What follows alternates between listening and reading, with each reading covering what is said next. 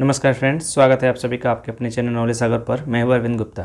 इन दिनों हम geography class 8 की एनसीईआरटी को सॉल्व कर रहे हैं। चैप्टर 4 तक हमने सॉल्व कर लिया है। आइए शुरू करते हैं चैप्टर 5 इंडस्ट्री उद्योग। चैप्टर को शुरू करने से पहले यदि आप मेरे चैनल पर नए हैं तो मेरे चैनल को सब्सक्राइब कीजिए और बेल आइकन को प्रेस कीजिए ताकि आगे आने वाली नोटिफिकेशन आप सभी को मिलती रहे। आज का पहला सवाल, फोर्ट गैलेस्टर अवस्थित है? ए पश्चिम बंगाल में, बी कैलिफोर्निया में, सी गुजरात में, डी ऑस्ट्रेलिया में। तो इसका सही आंसर है फ्रेंड्स ए पश्चिम बंगाल में। फोर्ट गैलेस्टर एक सूती वस्त्र उद्योग का बहुत बड़ा केंद्र था जो 1818 में ओपन हुआ था, जो वर्तमान समय में बंद है। फ्रेंड्स, जो ये क्वेश्चन हम सॉल्व करा रहे हैं ये किसी एक पर्टिकुलर एग्जाम के लिए नहीं है, बल्कि सारे एग्जाम्स के लिए ये एक की पॉइंट्स है। और किसी भी एग्जाम को, अगर वनडे एग्जाम आप प्रिपरेशन कर रहे हैं, यूपीएससी कर रहे हैं या यूपीपीसीएस कर रहे हैं या पीटी यूपल टिप्परसी लखनऊ के थ्रू जो आया है उसको कर रहे हैं, या टेट कर रहे हैं, सुपर टेट कर रहे हैं, बीपीएससी कर रहे हैं, आरपीएससी कर रहे हैं, या शिक्षक भर्ती, किसी भी शिक्षक भर्ती की तैयारी कर रहे हैं, तो उसके लिए समान रूप से ये उपयोगी है। दूसरा प्रश्न, निम्न में से कौन सा प्राकृतिक रेशा है? ए नायलॉन, बी जूट, सी एक्रिलिक, डी इनमें से कोई नहीं। तो इसका सही आंसर है फ्रेंड्स बी जूट। जूट जो होता है एक प्राकृतिक रेशा है, जबकि नायलॉन और एक्रिलिक ये प्राकृतिक रेशा नहीं है, इसे कृत्रिम रूप से बनाया जाता है। नेक्स्ट, उद्योगों के वर्गीकरण का आधार है? ए कच्चा माल, बी आकार, सी स्वामित्व, डी सभी। तो इसका सही आंसर है फ्रेंड्स डी सभी। उद्योगों का जब वर्गीकरण किया जाता है वो कई आधारों पर होता है। आइए हम इसे एक एक करके देख लेते हैं। पहला देखते हैं कच्चे माल आधारित उद्योग। कच्चे माल आधारित उद्योग पे हम कृषि को ले सकते हैं, कृषि, खनिज या समुद्र पे आधारित उद्योग या वनों पे आधारित उद्योग। कृषि आधारित उद्योगों के अंतर्गत खाद्य संस्करण, वनस्पति तेल, सूती वस्त्र और डेयरी या चमड़े से संबंधित उद्योग को रखा जाता है। जबकि खनिज उद्योग में खनिजों को एस का रॉ मटेरियल के रूप में यूज करते हैं, जिसका वजह से भारी मशीनों के या भवन निर्माण में इनका प्रयोग किया जाता है। जबकि समुद्र आधारित उद्योगों में सागर और महासागर से जो कच्चे माल प्राप्त होते हैं उनसे प्रसंस्कृत करके उससे चीज़ बनाई जाती है। जबकि वन आधारित उद्योग के अंतर्गत लुगदी, जो कागज़ पेपर हम लिखते हैं उसका, या औषधि या रसायन या फर्नीचर या भवन निर्माण की जो सामग्री बनाई जाती है, ये सभी आते हैं। दूसरा है आकार। आकार के आधार पर फ्रेंड्स उद्योगों को दो प्रकार से बांटा जाता है। पहला है लघु और दूसरा है बृहद। लघु उद्योगों में पूंजी कम लगती है और ये कुटीर या घरेलू टाइप के उद्योग होते हैं, जिसमें टोकरी, मिट्टी के बर्तन या हस्त निर्मित चीज़ें बनाते हैं। जबकि बृहद उद्योगों में पूंजी अधिक लगती है और ये सामान्यतः प्रौद्योगिकी इनमें यूज की जाती है, और ऑटोमोबाइल इंडस्ट्री जैसे हो गया या ऑटोमेटिक मोड पे ये सारी उद्योगें चलती हैं। जबकि स्वामित्व के आधार पर उद्योगों को चार प्रकार से वर्गीकृत किया जा सकता है। पहला है निजी उद्योग, दूसरा है सार्वजनिक या राज्य स्वामित्व वाले उद्योग, जैसे इसमें सरकार पार्टिसिपेट करती है, जैसे में हाल हो गया, सेल हो गया, ये सारी इंडस्ट्री इसमें आती हैं। तीसरा है संयुक्त, जिसमें राज्य और सरकार दोनों विशेष रूप से प्रतिभाग करते हैं, जैसे इसका एक सरल एग्जाम्पल है मारुति उद्योग। और चौथा है सहकारी उद्योग, जिसमें क्या होता है कि इसमें सभी लोग पार्टिसिपेट करते हैं, कोई पर्टिकुलर एक व्यक्ति नहीं होता है। जैसे आप आनंद मिल का जो गुजरात में उत्पादन होता है, या सुधा मिल का जो डेयरी है वो पटना में है, ये सारी चीज़ें क्या है, ये सहकारी उद्योगों के उदाहरण है। नेक्स्ट, उद्योगों की अवस्थिति को प्रभावित करने वाले कारक हैं? ए कच्चे माल की उपलब्धता, बी परिवहन, सी बाजार, डी सभी। तो इसका सही आंसर है डी सभी। उद्योगों की अवस्थिति अर्थात कौन सा उद्योग कहाँ लगेगा, इसको प्रभावित करने वाले बहुत सारे कारक होते हैं। इन तीन प्रमुख कारकों के अलावा भूमि, जल, श्रम और शक्ति अर्थात पावर, किसी भी उद्योग चलाने के लिए शक्ति अर्थात पावर की ज़रूरत पड़ती है, और पूंजी किसी भी उद्योग की अवस्थिति को प्रभावित करती हैं, अर्थात ये डिसाइड करते हैं कि कौन सा उद्योग कहाँ लगेगा और कहाँ नहीं लगेगा।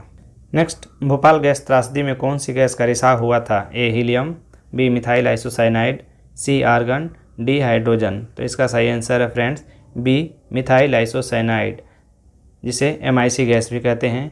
इस गैस का रिसाव 3 दिसंबर 1984 की रात्रि में हुआ था और यूनियन कार्बाइड की एक फैक्ट्री में हुआ था, जिसमें सरकारी आंकड़ों के हिसाब से 36,000 लोगों की मृत्यु हुई थी, जबकि ये आंकड़े बाकी जो NGO है या सारी चीज़ें वो बताते हैं कि इससे कहीं ज़्यादा थी।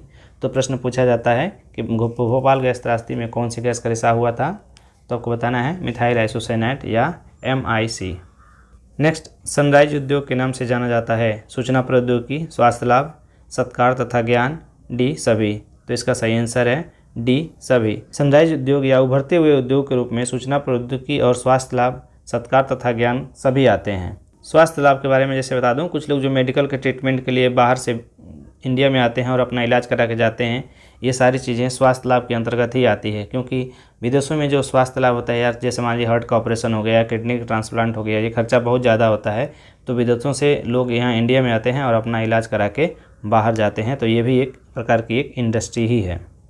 नेक्स्ट, सिलिकॉन वैली का संबंध है ए स्टील उत्पादन से, बी वस्त्र उत्पादन से, सी सूचना प्रौद्योगिकी से, डी चीनी उत्पादन से। तो इसका सही आंसर है फ्रेंड्स सी सूचना प्रौद्योगिकी से, अर्थात आईटी से। सिलिकॉन वैली जो कैलिफोर्निया में है यहाँ पे, और कैलिफोर्निया कहाँ है, यूएसए में है। तो प्रश्न अक्सर पूछता है कि सिलिकॉन वैली कहाँ स्थित है, तो आपका उत्तर होगा अगर कैलिफोर्निया है तो कैलिफोर्निया, अदरवाइज अमेरिका। और एक और प्रश्न आता है कि भारत का सिलिकॉन वैली किसे कहा जाता है, तो आप उत्तर देंगे बेंगलुरु। पहले बेंगलुरु था, अब बेंगलुरु हो गया है, तो ये ध्यान में रखिएगा फ्रेंड्स। नेक्स्ट, आधुनिक उद्योगों का मेरुदंड है ए लौह इस्पात उद्योग, बी सीमेंट उद्योग, सी वस्त्र उद्योग, डी खनिज उद्योग। इसका सही आंसर है फ्रेंड्स ए लौह इस्पात उद्योग। लौह इस्पात उद्योग आधुनिक उद्योगों का मेरुदंड कहलाता है, क्योंकि यही वो बेस है जिससे बाकी सारे उद्योगों के लिए सामान तैयार हो पाता है। मान लीजिए जैसे सीमेंट उद्योग है, हमें सीमेंट का उत्पादन करना है, तो सीमेंट्स के लिए जो सीमेंट बनाने की जो मशीनें आती हैं वो लौह इस्पात उद्योग से ही बनेंगी, तभी जाकर हम सीमेंट का उत्पादन करेंगे। या वस्त्र उत्पादन के लिए जो मशीनें बनाई जाएंगी वो मशीनें कैसे बनती हैं, इसी लौह इस्पात से ही बनेंगी। या खनिज का निष्कर्षण करना है, ड्रिलिंग करना है, कुछ मशीनें बनानी हैं, ये सारी किससे बनेंगी, इसी से बनेंगी। मान लीजिए रोड है, हमें रोड का निर्माण करना है, तो रोड के निर्माण के लिए रोलर और बाकी सारी चीज़ें चाहिए, वो सभी किसकी बनी होती हैं, वो लौह इस्पात उद्योग से ही बनती हैं। इसीलिए आधुनिक उद्योगों का मेरुदंड लौह इस्पात उद्योग को कहा जाता है। नेक्स्ट, कौन सा सही सुमेलित नहीं है, ए भिलाई छत्तीसगढ़, बी दुर्गापुर पश्चिम बंगाल, सी राउरकेला ओडिशा, डी बर्नपुर झारखंड। फ्रेंड्स, इसमें इस्पात उत्पादन केंद्र और राज्यों को दिया गया है, आपको बताना है कि इसमें कौन सा सुमेलित नहीं है। तो इसका सही आंसर है डी बर्नपुर झारखंड।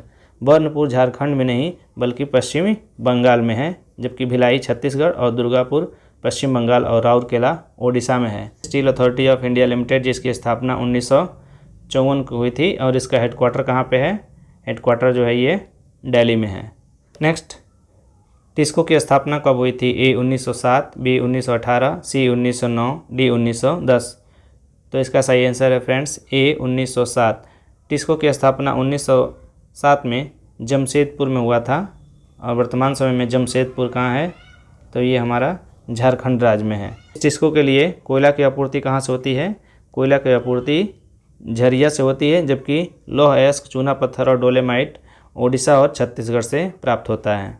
तो ये प्रश्न भी पूछा जा सकता है कि टिस्को के लिए जो कोयला मिलता है वो कहाँ से मिलता है, झरिया से प्राप्त किया जाता है। नेक्स्ट, पिट्सबर्ग इस्पात नगर स्थित है, ए अमेरिका में, बी चीन में, सी इंग्लैंड में, डी भारत में।